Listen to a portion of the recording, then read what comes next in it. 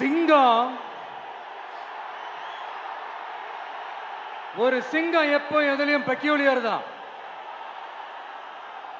ஒரு முறை சிங்கம் கரிச்சிச்சதுன்னா அந்த சவுண்ட்ல ஒரு 8 கிலோமீட்டருக்கு சும்மா அதிரும், எல்லா திசைகளும் அதிரும். அப்படிப்பட்ட அந்த சிங்கம் வேட்டைக்கு மட்டும்தான் வெளியில வரும், வேடிக்கை பார்க்கறதுக்கெல்லாம் வெளியில வராது. வேட்டையில கூட உயிரோடு இருக்கிற மிருகங்களை தான் வேட்டையாடும். அதுலயும் பெரும்பாலும் தன்னை விட பெரிய சைஸ் உள்ள மிருகங்களை தான் குறி வச்சு தாக்கும், ஜெயிக்கும். எவ்வளவு பசியில் இருந்தாலும் உயிர் இல்லாததை, கெட்டு போனதை தொட்டு கூட பார்க்காது. அப்படிப்பட்ட அந்த சிங்கம் அவ்வளவு ஈஸியா எதையும் தொடாது, தொட்டா விடாது. காட்டோட 4 பக்கமும் மார்க்கிங் மை டெரிட்டரின்னு தன்னுடைய பவுண்டரியை தானே வகுக்கும். அப்படிதான் அந்த காட்டையே தன்னோட கண்ட்ரோல்ல வச்சிருக்கும். சிங்கத்துக்கு கூட்டத்தோட இருக்கிறதுக்கும் தெரியும், தனியா இருக்கிறதுக்கும் தெரியும். அப்படியே தனியா வரணும்னு நினைச்சாலும் அஞ்சாம அலட்டிக்காம சும்மா கெத்தா தனியா வந்து அத்தனை பேருக்கும் தண்ணி காட்டும். எப்போ எதுலயும் தன்னோட தனித்தன்மையை இழக்கவே இழக்காது. Yes, a lion is always a lion.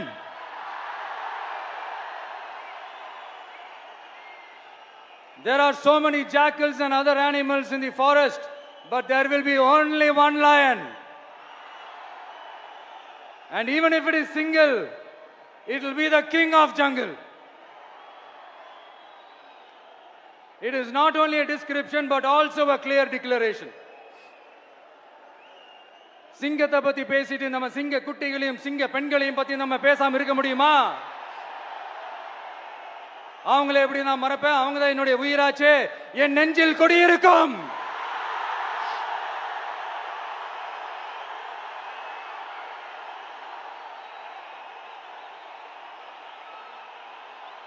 என்னுடைய தோழர்களுக்கும் தோழிகளுக்கும்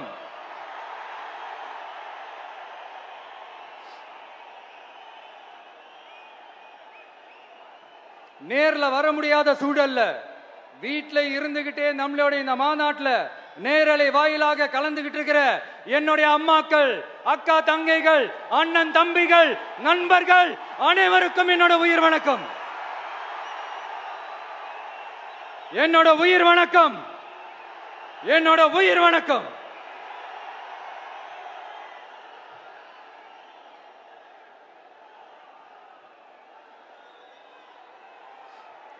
வீரம் விளையும் மாமதுரை மண்ணை வணங்குகிறேன். இந்த மதுரைனாலே உடனே ஞாபகத்துக்கு வரது சீறி பாஞ்சி துள்ளி குதிக்கிற யாருக்கும் அடங்காத காளைகள் விளையாடுற அலங்காநல்லூர் ஜல்லிக்கட்டு தான். நம்ம வைகை ஆறுதான் அழகர் ஆத்துல இறங்குற வைபவம்.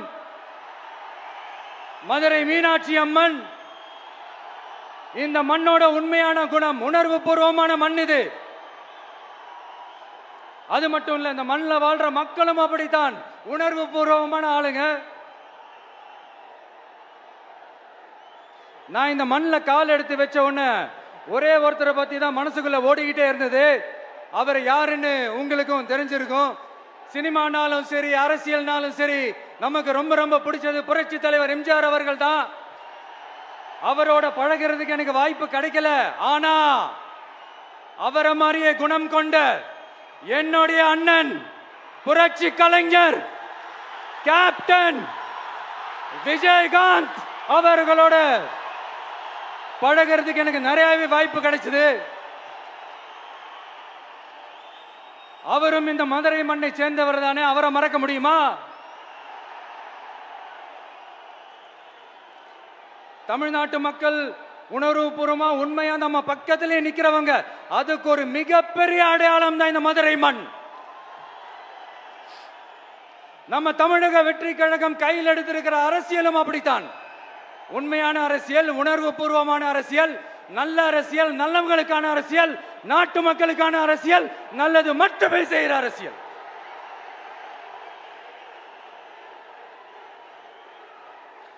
இதோ நம்மளுடைய இந்த இரண்டாவது மாநில மாநாடு வாகை சூடும் வரலாறு திரும்புகிறது. அப்படி இந்த மாநாட்டுக்கு பேர் வச்சிருக்கிறோம். 1967 1977 நம்ம தமிழக அரசியல் ஒரு மிகப்பெரிய ஆட்சி அதிகார மாற்றங்கள் ஒண்ணு நடந்துச்சு இல்லையா? அதே மாதிரிதான் அடுத்த வருஷம் 2026 அப்படி ஒரு வரலாறு திரும்ப போகுதுன்னு உறுதியா சொல்றதுக்கான மாநாடு தான் நம்மளோட இந்த இரண்டாவது மாநில மாநாடு. விக்கிரவாண்டி வீசாலையில் நம்மளுடைய ஃபர்ஸ்ட் மாநாடு நடத்தணும், வெற்றி கொள்கை திருவிழா. அதுக்கப்புறமே நீங்க பார்த்திருப்பீங்க, தமிழக அரசியல் அந்த தட்ப வெப்பத்தையே மாத்தினுச்சு. நமக்கு எதிராக எத்தனை குரல்கள். ஆனா உங்களுக்கு தான் நம்மளை பத்தி நல்லா தெரியுமே, எந்த குரலையும் காதலையே போட்டுக்காம மக்களோட குரலை மட்டுமே கேட்டுக்கிட்டு நமக்கு எதிராக வர அத்தனை கூக்குரல்களையும் சின்னதா ஒரு சிரிப்போடவே கடந்து வந்திருக்கிறோம். அது இல்லாம நம்ம மாநாட்டில் ஒலிக்கிற இந்த குரல் இந்த ஒற்றை தமிழ் மகனோட குரல் மட்டுமல்ல, ஒட்டுமொத்த தமிழ்நாட்டு மக்களுடைய குரல். தமிழ்நாட்டில் இருக்கிற ஒவ்வொரு வீட்டில இருந்தும் ஒலிக்கிற குரல், ஒட்டுமொத்த உலகெங்கும் வாழும் ஒவ்வொரு தமிழ் வீட்டிலிருந்தும் எழும் குரல்.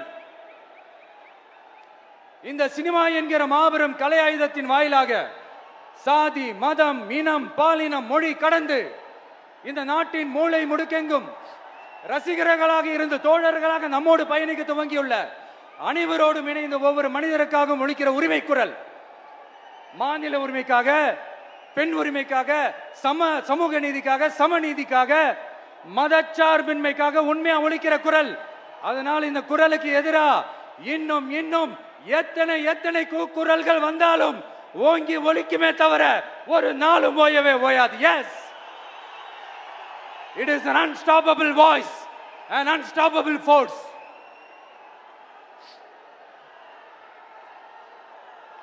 நம்ம அரசியலுக்கு வர்றதுக்கு முன்னாடி அட இவரெல்லாம் வர மாட்டாரியா, அவரே வரல, இவரே வரல, இவருங்க வர போறாரு அப்படின்ட்டு நிறைய பேர் ஜோஷியம் சொன்னாங்க. அப்புறம் நம்ம கட்சியினுடைய பேர் அறிவிச்சதுக்கு அப்புறம் பேரு தானே அறிவிச்சிருக்கிறாரு, மக்கள் கிட்ட பேர் வாங்கணும்ல, அதெல்லாம் முடியாதுன்னாங்க. அப்புறம் ரொம்ப முக்கியமா மாநாடுலாம் எவ்வளவு பெரிய விஷயம், அதெல்லாம் இவர் ஒத்தால எப்படி பண்ண முடியும், சும்மா பக்கத்தில் புசியானதை வச்சுக்கிட்டு மாநாடுல எப்படி நடத்தி காட்ட முடியும், அதெல்லாம் அவங்களால முடியாது. அப்புறம் மழை பெஞ்சு எல்லாத்தையும் கெடுத்துரும். ஏன் என் கூட இருக்கிறவங்களே கூட தான் சொன்னாங்க. அதுக்கப்புறம் என்ன நடந்துச்சுன்னு உங்க எல்லாருக்குமே தெரியும். இப்ப புதுசா ஒண்ணு சொல்ல ஆரம்பிச்சிருக்கிறாங்க. அது என்னடானா, ஆட்சியை பிடிக்கிறதெல்லாம் அவ்வளவு ஈஸி இல்லை இல்லையா. இப்ப அதெல்லாம் விட்டாங்க, இப்ப இங்க வந்துட்டாங்க. இவர் நேரா ஷூட்டிங்ல இருந்து வருவாராம், வந்து ஆட்சியை பிடிப்பாராம். அது எப்படி இவராலே முடியும், அவராலே முடியல, இவராலே முடியல, அவருக்கு அத்தனை வருஷம் ஆச்சு, இவராலே எப்படி முடியும்ட்டு ஒரு பக்கம். இன்னொரு பக்கம் கூட்டம்லாம் ஓகே தான், அது எப்படி ஓட்டா மாறும் அப்படின்றது இன்னொரு பக்கம்.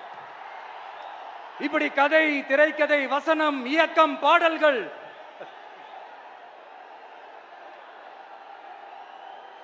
அதனால இந்த அரசியல் ஆய்வாளர்களுக்கு நான் சொல்றதெல்லாம் ஒன்னேதான், நல்லா கேட்டுக்கங்க.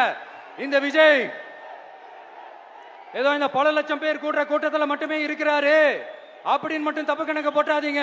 ஏன்னா நம்மளுடைய இந்த கூட்டம் வெறும் ஓட்டா மட்டும் இல்லைங்க, வரப்போற தேர்தலில் மக்கள் விரோத ஆட்சியாளர்களுக்கு நாம வைக்க போற வேட்டா, நம்மளை கோட்டைக்கு அனுப்ப போற ரூட்டா இருக்க போதுன்னு சீக்கிரமாவே தெரிஞ்சுப்பீங்க. ஏன்னா கோடிக்கணக்கானவங்களோட ஹார்ட்லயும் வீட்லயும் ஏற்கனவே ஆல்ரெடி உயிரா, உணர்வா, உறவா இருக்கிறோம். நம்மளுடைய கனெக்ட் எல்லாம் வெறும் மக்களோட மட்டும்தான். நாம யாருன்னு அவங்களுக்கு தெரியும், அவங்க யாருன்னு நமக்கு தெரியும். நாமளும் நம்ம மக்களும் எப்படி இருக்கிறோம்னு எதிரிங்களுக்கு நல்லாவே தெரியும். இருந்தாலும் இந்த விஜய் எதுக்குப்பா வந்திருக்கிறாரு, இவர் என்ன புதுசா என்ன திட்டம்லாம் சொல்லிட்டாரு அப்படின்னு வேற நிறைய கேள்விகள். இந்த சொல்றேன் தெரிஞ்சுக்கங்க. பெண் குழந்தைகள், பெண்கள் மற்றும் வயசானவங்களோட பாதுகாப்புல தான் நம்ம பிரையாரிட்டியே. அடுத்து இளைஞர்கள், உழவர்கள், உழைப்பாளர்கள், நெசவாளர்கள், மீனவர்கள், ஆதரவற்ற முதியோர்கள், மாற்றுத்திறனாளிகள், மூன்றாம் பால் இனத்தவர்கள்னு இன்னும் இங்க யாருக்கெல்லாம் கவர்மெண்டோட ஒரு ஸ்பெஷல் அட்டென்ஷன் தேவையோ அவங்க எல்லாருக்குமான ஒரு கவர்மெண்ட் அமைக்கிறது தான் நம்ம இலக்கே. நான் ஏற்கனவே சொன்னது தான் இங்க நான் திரும்பவும் சொல்றேன். நம்மளுடைய இந்த தமிழக வெற்றி கழகம் ஏதோ அரசியல் ஆதாயத்துக்காக தொடங்கப்பட்ட கட்சியெல்லாம் கிடையாதுங்க. கொள்கை கோட்பாடுகளோடு தந்தை பெரியார், பெருந்தலைவர் காமராஜர், அண்ணல் அம்பேத்கர், வீரமங்க வேலு நாச்சியார், மக்கள் சேவகர் அஞ்சலை அம்மாள், நம்மளுடைய 5 கொள்கை தலைவர்களோட வழிகாட்டுதல்களோடு தொடங்கப்பட்ட கட்சி.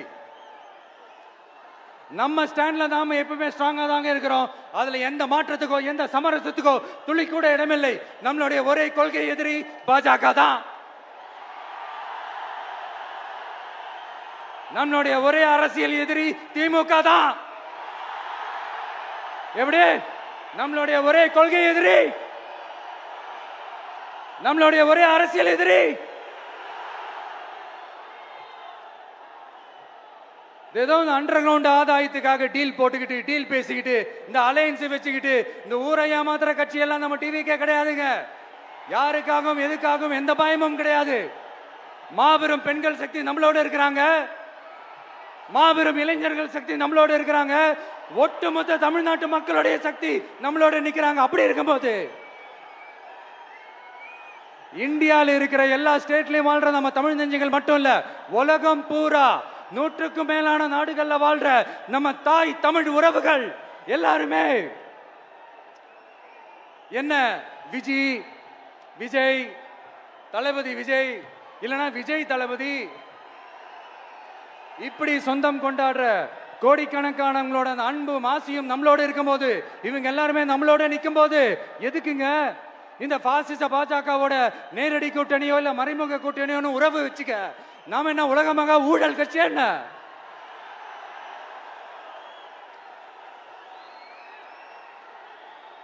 நம்மளை பத்தி சின்னதா ஒரு உண்மை ஒண்ணு சொல்லலாமா? என்னடா இவர் வாயால இப்படி சொல்றாருன்ட்டு யாரும் தவறா நினைச்சுக்க வேணாம். ஏன்னா இது ஒரு விதத்துல ஒரு ஃபேக்டும் கூட. அதனாலதான் நான் சொல்லணும்னு ஆசைப்படுறேன். நம்ம யார் தெரியும்ல? நாம எல்லாருமே சொல்றேன். நாம யார் தெரியும்ல? இந்தியாவின் மாபெரும் மக்கள் சக்தி கொண்ட ஒரு மகத்தான வெகுஜன மக்கள் படை.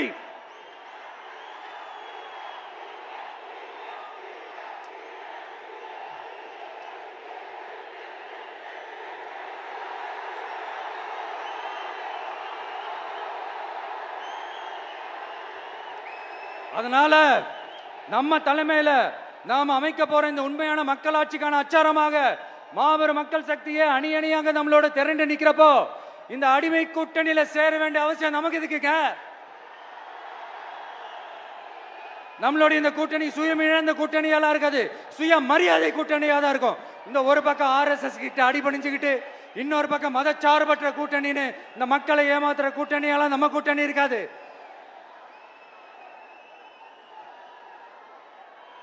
நான் இப்பவும் சொல்றேன், நம்மளை நம்பி வர்றவங்களுக்கு ஆட்சியிலும் அதிகாரத்திலும் உறுதியாக பங்களிப்பு செய்யப்படும். உடனே இந்த கேள்விகள்லாம் வரும்.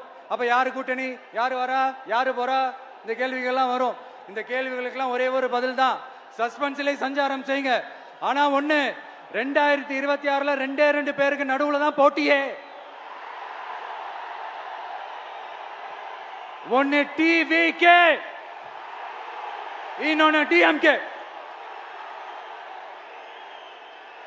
இந்த போட்டி எப்படி இருக்க போதுன்னா, இந்த அலையன்ஸை வச்சு எப்படியாவது நம்ம தப்பிச்சிடலாம்.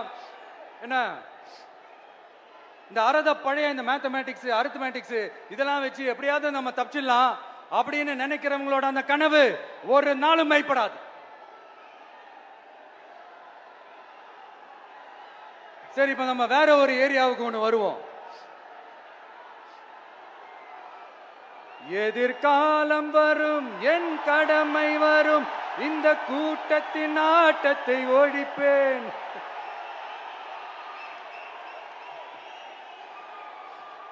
மக்கள் அரசியல் என்ற அந்த சவுக்க கையில் எடுக்கலாமா?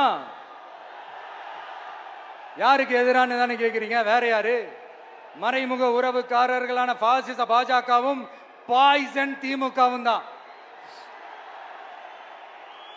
மாண்புமிகு பிரதமர் நரேந்திர மோடிஜி அவர்களே, 3வது முறையா ஒன்றியத்தோட ஆட்சி அதிகாரத்தை நீங்க தானே கையில் வச்சிருக்கிறீங்க. இல்ல நாங்க தெரியாம தான் கேட்கிறோம். நீங்க ஆட்சிக்கு வந்தது ஒட்டுமொத்த மக்களுக்கும் நல்லது செய்யவா, இல்ல நம்மளுடைய இந்த இஸ்லாமிய நண்பர்களுக்கும் இஸ்லாமிய தோழர்களுக்கும் எதிராக சதி செய்யவா? மக்களுக்கு உங்ககிட்ட கேட்கறதுக்குன்னு ஏராளமான கேள்விகள் இருக்குது. அதனால அவங்க சார்பா அவங்கள ஒருத்தனா அவங்களோட ஒரு உண்மையான ஒரு பிரதிநிதியா உங்ககிட்ட சில கேள்விகள் கேட்கணும். மிஸ்டர் பிரைம் மினிஸ்டர் அவர்களே,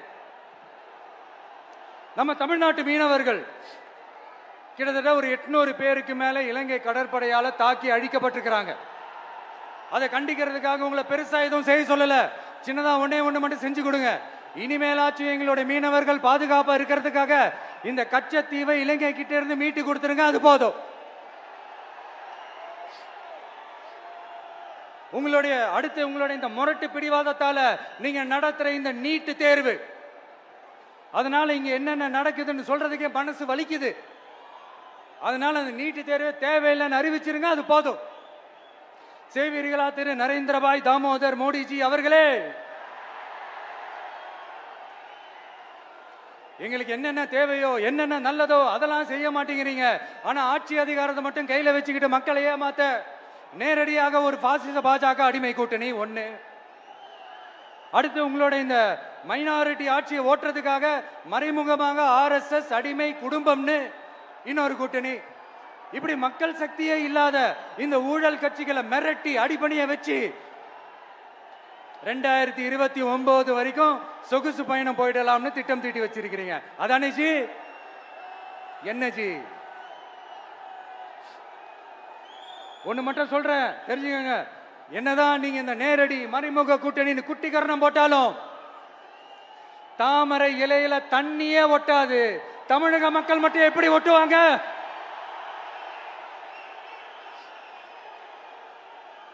இங்க ஒரு MP சீட்டு கூட தரலன்றதுக்காக தமிழ்நாட்டுக்கும் தமிழ்நாட்டு மக்களுக்கும் எதுவுமே செய்யாம ஓரவஞ்சனை செய்யுது இந்த ஒன்றிய பாஜக அரசு. சங்கம் வச்சு தமிழ் வளர்த்த மண் இந்த மதுரை மண். அதனால இங்க அந்த கீழடியில கிடைச்ச ஆதாரங்களை எல்லாம் மறைச்சிட்டு எங்க நாகரிகத்தையும் எங்க வரலாறையும் அழிக்கிறதுக்காக உள்ளடி வேலை செய்யலாம்னு நினைக்கிறீங்க. தமிழ்நாட்டை தொட்ட என்ன நடக்கும் நீங்க பல உதாரணங்கள் இருக்குது. அதனால இதையெல்லாம் மறைச்சிட்டு எங்க மக்களை ஏமாத்திடலாம்னு மட்டும் நினைக்காதீங்க. மத நல்லிணக்கத்திற்கு பெயர் பெற்ற இந்த மதுரை மண்ணிலிருந்து சொல்றேன், உங்க எண்ணமெல்லாம் ஒரு நாளும் ஈடேறாது.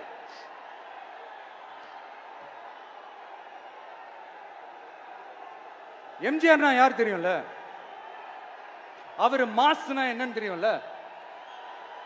அவர் உயிரோடு இருக்கிற வரைக்கும் அந்த சிஎம் சீட்டை பத்தி ஒருத்தராலையும் நினைச்சு கூட பார்க்க முடியல, கனவு கூட காண முடியல. எப்படியாவது அந்த சிஎம் சீட்டை என்கிட்ட கொடுத்துருங்க, என் நண்பர் எம்ஜிஆர் திரும்ப வந்ததுக்கு அப்புறம் நான் திருப்பி கொடுத்துறேன்னு தன்னோட எதிரியை கூட மக்கள் கிட்ட கெஞ்ச வச்சவர் எம்ஜிஆர். எப்படி கெஞ்ச வச்சவர்? அதனால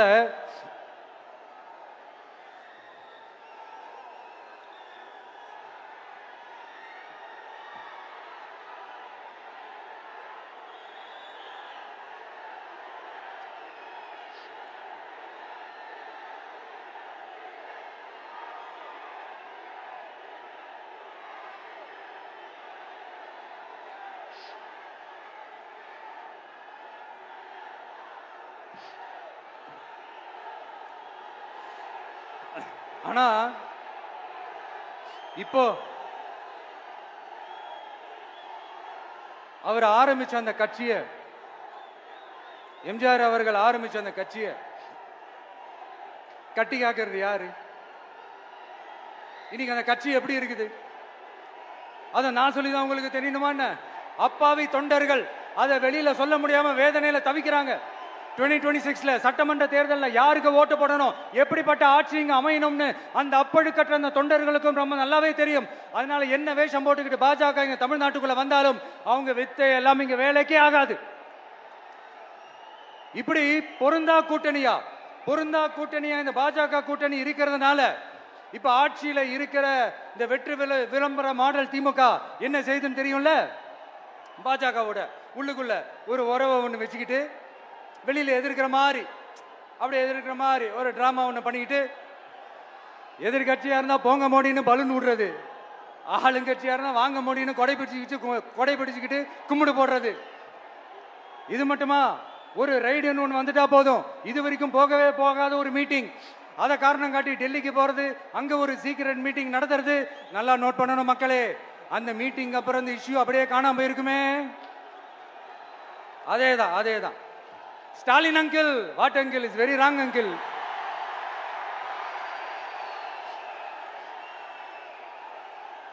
இப்படி தமிழ்நாட்டில் இப்ப நடக்கிற இந்த ஆட்சியினுடைய லட்சணத்தை பார்த்துக்கிட்டு நாம எப்படி சும்மா இருக்க முடியும்? ஒரு தவறு செய்தால், அதை தெரிந்து செய்தால், அவர் கபட நாடக மு.க. ஸ்டாலின் அங்கிளாகவே இருந்தாலும், அங்கிள் உங்களுக்கு மனசாட்சின்னு ஒன்று இருந்துச்சுன்னா நாங்க கேட்கிற கேள்விகளுக்கு மட்டும் கொஞ்சம் பதில் சொல்லுங்க அங்கிள். நீங்க நடத்துற இந்த ஆட்சியில நேர்மை இருக்கா? நியாயம் இருக்கா? ஊழல் இல்லாம இருக்கா? சட்டம் ஒழுங்கு சரியா இருக்கா? பெண்களுக்கு பாதுகாப்பு இருக்கா? பொதுமக்களுக்கு பாதுகாப்பு இருக்கா? இயற்கை வளங்களுக்கு பாதுகாப்பு இருக்கா? சொல்லுங்க மை டியர் அங்கிள், சொல்லுங்க. டாஸ்மாக்ல மட்டுமே இது வரைக்கும் 1000 கோடிக்கு மேல ஊழல்னு சொல்றாங்க. அதுல மட்டுமா தப்பு நடக்குது? வேற எதுல தான் நடக்கல? உலகத்திலே மிஸ்டர் கிளீன் ரெக்கார்ட்ஸ் எல்லாம் உங்களுக்கும் உங்க கூட இருக்கிறவங்களுக்கும் மட்டும்தான் அங்கிள் கொடுக்கணும். இதை பார்த்து வாயே இல்லாத ஊரு கூட வயிறு வலிக்கு சிரிக்குது. பெண்களுக்கு 1000 ரூபாய் கொடுத்துட்டீங்கன்னா போதுமா அங்கிள்? அப்படியே அது மூடி மறைச்சிடலான்னு பாக்குறீங்களா? படிக்கிற இடத்துல, வேலைக்கு போற இடத்துல, வெளியில போற இடத்துலன்னு அவங்களுக்கு பாதுகாப்பே இல்லைன்னு ஒட்டுமொத்த பெண்களும் கதறாங்க. அந்த கதறல் சத்தம் ஏதாவது உங்க காதுல கேக்குதா அங்கிள்? இதுல வேற உங்க அப்பான்னு கூப்பிடுறாங்கன்னு வேற சொல்றீங்க. What is this uncle? Is very very wrong uncle, is very very wrong. பெண்களுக்கு மட்டுமா பொய் வாக்குறுதி கொடுத்து ஏமாத்துறீங்க?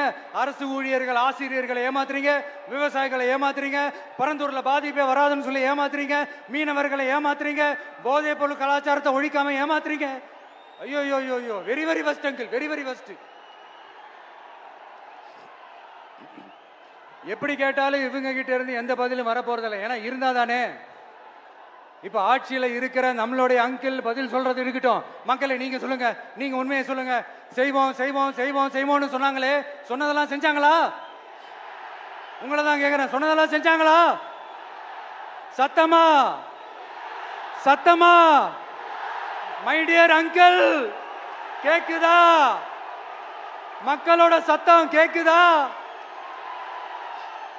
இது வெறும் சாதாரணமான முழக்கம் தான். கூடிய சீக்கிரம் மக்களை போய் சந்திக்க போறேன், அவங்களோட மனசு விட்டு பேச போறேன். அதுக்கப்புறம் இந்த சாதாரணமான முழக்கம் இடி முழக்கமா மாறும். அத்தோட நிக்காது. அந்த இடி முழக்கம் தமிழ்நாட்டோட போர் முழக்கமா மாறும். அந்த போர் முழக்கம் உங்களை ஒரு நிமிஷம் கூட தூங்க விடாது. நடக்குதா இல்லையான்னு பாருங்க. என்னடா இவன் இவ்வளவு ஸ்ட்ராங்கா சொல்றானேன்னு பாக்குறீங்களா? எல்லாரும் கட்சி ஆரம்பிச்சதுக்கு அப்புறம் தான் ஒவ்வொரு வீட்டுக்குள்ளேயும் போறதுக்கு ட்ரை பண்ணுவாங்க. ஆனா நாங்க அப்படி இல்லை. ஒவ்வொரு வீட்டுக்குள்ளேயும் போனதுக்கு அப்புறம் தான் கட்சியாவே ஆரம்பிச்சிருக்கிறோம்.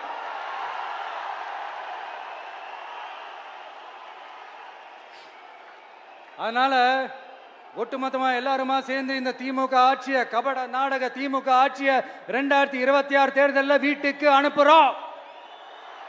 வீட்டுக்கு அனுப்புறோம். என்ன நண்பா, சரிதானே?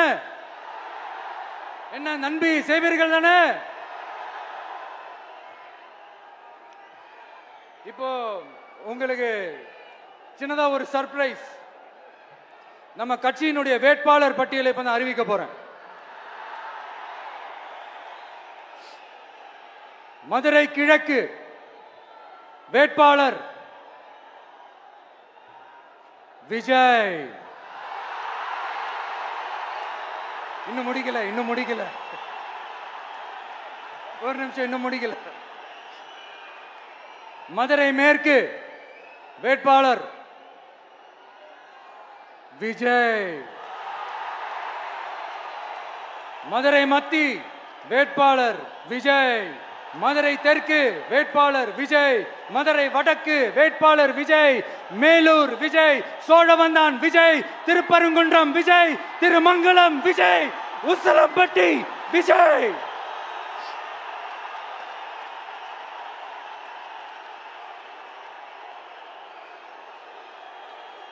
என்னடா எல்லா தொகுதியிலையும் ஒரே வேட்பாளர்னு பாக்குறீங்களா?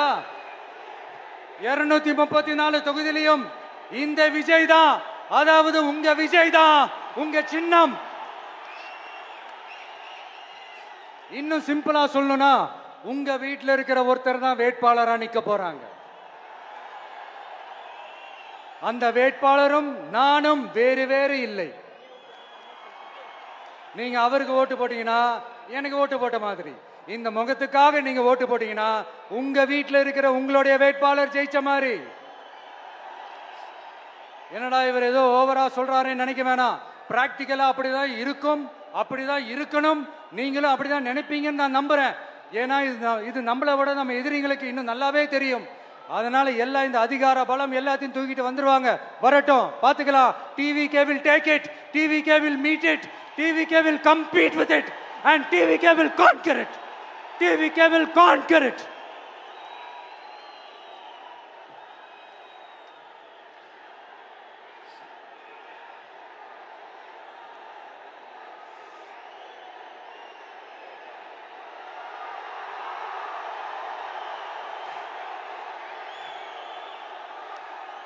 இந்த நேரத்தில் நம்ம மனசுல இருக்கிறத மக்கள் கிட்ட சொல்லி ஆகணும். தூத்துக்குடி ஸ்னோலினோட அம்மா என்ன அவங்களோட தம்பி, இன்னும் அவங்க பொண்ணுக்கு நான் தாய் மாமன்னு சொன்னாங்க. அந்த அக்காவோட குழந்தைங்க மட்டும் இல்லைங்க, என்ன அண்ணனா தம்பியா நினைக்கிற தமிழ்நாட்டில் இருக்கிற என்னோட எல்லா சகோதரிகளின் குழந்தைகளுக்கும் நான் இன்னைக்கு மட்டும் இல்ல, என்னைக்குமே ஒரு தாய் மாமனா தான் இருப்பேன். நீங்க எல்லாரும் என்னுடைய ரத்த உறவு, கூட பிறந்த பொறுப்பு. என் வீட்டு ரேஷன் கார்டுல வேணா உங்க பேர் இல்லாம இருக்கலாம், உங்க வீட்டு ரேஷன் கார்டுல வேணா என் பேர் இல்லாம இருக்கலாம். ஆனா நாம் எல்லாரும் ஒண்ணுதான், உறவு தான். நமக்கு இடையே எந்த அரசியலும் உள்ள நுழையவே முடியாது. என்கிட்ட இருந்து உங்களையும் உங்ககிட்ட இருந்து என்னையும் எந்த சக்தியாலும் பிரிக்கவே முடியாது. அப்புறம் நான் ஒன்னும் இந்த மார்க்கெட் போனதுக்கு அப்புறம், ரிட்டையர் ஆனதுக்கு அப்புறம் அடைக்கலம் தேடி அரசியலுக்கு வரல, படைக்கலனோட வந்திருக்கிறோம். பவர்ஃபுல் போர்ஸோட, மாபெரும் படை வரிசையோட, எல்லாத்துக்கும் தயாராகி தான் வந்திருக்கிறோம். இவ்வளவு தயாரா நாம அரசியலுக்கு வர்றதுக்கு ரொம்ப ரொம்ப முக்கிய காரணம் ஒண்ணு இருக்கு. அது என்ன தெரியுமா? நன்றி கடன், நன்றி கடன், நன்றி கடன். கிட்டத்தட்ட ஒரு 30 வருஷமா, 30 வருஷத்துக்கு மேல நீங்க தான், நம்ம மக்கள் தான் என் கூட நிக்கிறீங்க, எனக்காக நிக்கிறீங்க, என்னை தாங்கி பிடிக்கிறீங்க, மனசுல ஏந்தி பிடிக்கிறீங்க, தாய் அன்போட மடியில ஏந்திக்கிறீங்க. உண்மையை சொல்லணும்னா வேற யாரை விடவும் எனக்கு இந்த அன்பையும் ஆதரவையும் கொடுத்துருக்கிறீங்க. என் மேல உயிரையே வச்சிருக்கிறீங்க. என்ன உங்க வீட்டுல ஒருத்தனாவே ஆக்கிட்டீங்க. நீங்க எனக்கு கடவுள் கொடுத்த வரம்.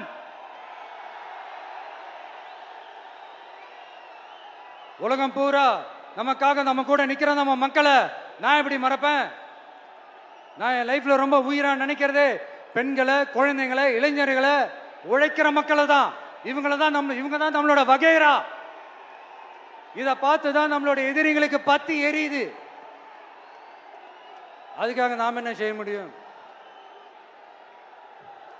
அதனால நம்ம உறவுகளை, சொந்தத்தை, வகைராவை யாருக்காகவும் எதுக்காகவும் விட்டு கொடுக்க முடியாது இல்லையா?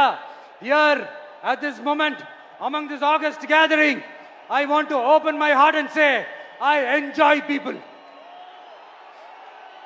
I respect people, I worship people.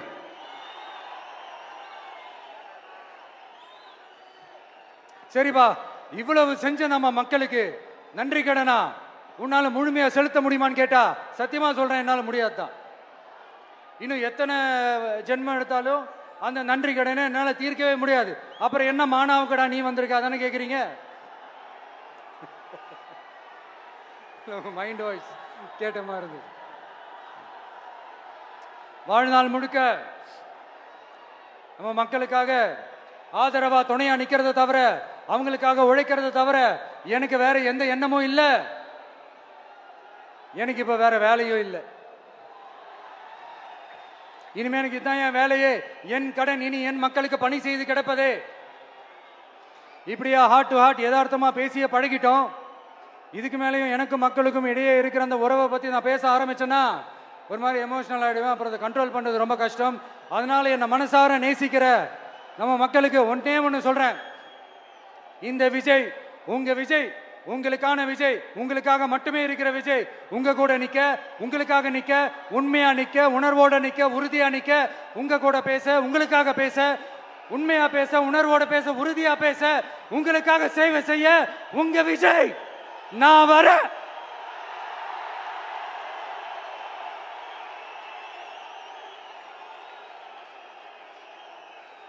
சொல்லல முக்கியம், செயல் செயல் செயல் தான் முக்கியம். செய்கை தான் சும்மா சிறப்பா இருக்கணும்.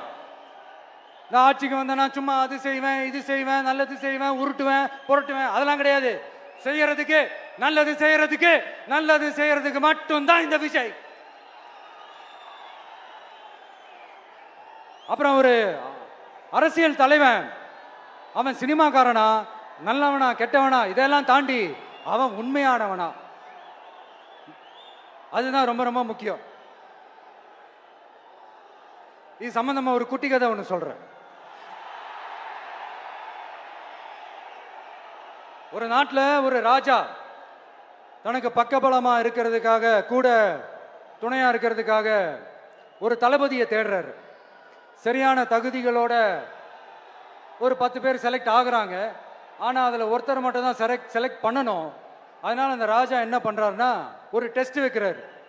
அந்த 10 பேர் கையிலையும் விதை நெல்லை கொடுத்து இதை நல்லா வளர்த்து கொண்டு வாங்க, ஒரு 3 மாசம் கழிச்சு வாங்கன்னு சொல்லி அனுப்பி வச்சிடுறாரு.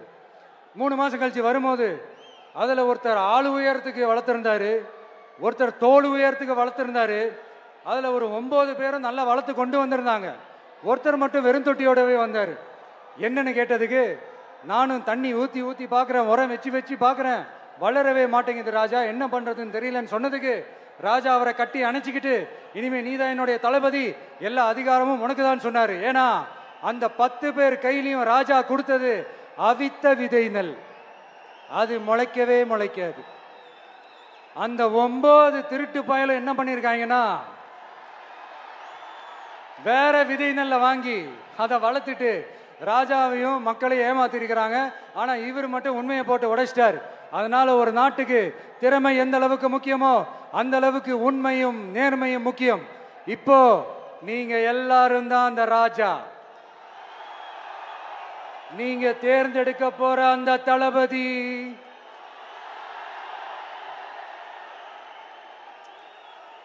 சும்மா சினிமாக்காரன் சினிமாக்காரன் சினிமாக்காரன். அம்பேத்கர் அவர்களை தோக்கடிச்சது சினிமாக்காரன் இல்ல, அரசியல்வாதி. காமராஜர் அவர்களை தோக்கடிச்சது, இங்க விருதுநகர் பகுதியில் தோக்கடிச்சது சினிமாக்காரன் இல்ல, இன்னொரு அரசியல்வாதி.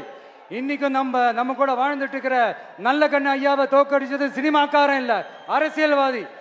இப்படிப்பட்ட நல்ல நல்ல தலைவர்களை எதிர்த்து நின்று தோக்கடிக்கணும்னு அந்த எண்ணத்தை உருவாக்குனது சினிமாக்காரன் இல்ல, அரசியல்வாதி. அதனால எல்லா அரசியல்வாதியும் அறிவாளியும் கிடையாது, எல்லா சினிமாக்காரனும் முட்டாளும் கிடையாது. கான்பிடண்டா இருங்க, நல்லதே நடக்கும், வெற்றி நிச்சயம். மீண்டும் சந்திக்கும் வரை நன்றி, வணக்கம்.